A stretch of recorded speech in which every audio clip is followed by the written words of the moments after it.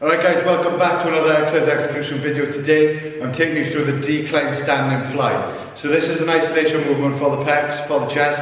You are going to get a little bit of anterior adapt there as well, but we're just going to try and isolate the pecs as much as we can. So when you're setting up this machine, you're going to need a wide cable stack. You're not going to get the best connection with a closer cable stack, but you can do it there too.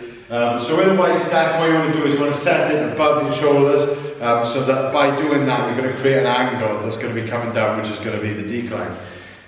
So when you're doing that, make sure it's set up evenly, nice weight as well, so you can really think about the tempo of this. You don't want to be going too heavy. So once you're in position, you walk out slightly as well. So that's going to again create a nice angle, so you're feeling the tension on the pecs already, because you're driving it forward now. It's not going to be pulling you apart, it's going to be driving you backwards. So walk out in front of you. When you're doing this, right, you want to create tension already to make sure your shoulders are in a safe position. So what I like to think about is actually, first of all, obviously I create a nice stable base, but then I'm thinking about puffing my chest out as proud as possible.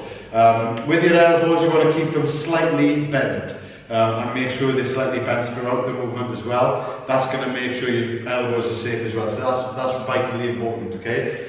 So when you're in position, you look up, make sure your chest is nice and proud, so you're arching backwards. If there was a pad against you, like a bench press, you'd actually be able to create an arch on that. So the only thing touching the bench, if there was an imaginary bench behind me, would be my bum and my shoulders, okay? So the bottom of your back, you shouldn't be touching the bench, if there was a bench there.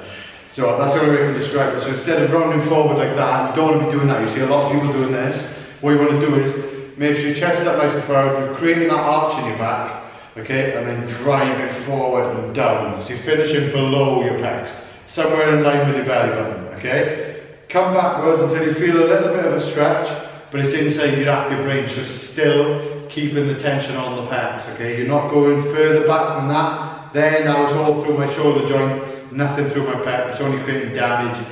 Your rotator cuff will be absolutely knackered. Okay, so keep it forward in your active range, drive forward, squeeze, slowly control the eccentric back up, and then pause and drive back down again. So that's keeping the tension on the targeted muscle, which is the pecs. So, if you've got any questions, make sure you ask your coach. Remember to only perform the stated number of reps and sets on your specific program. Thank you, and I'll see you soon.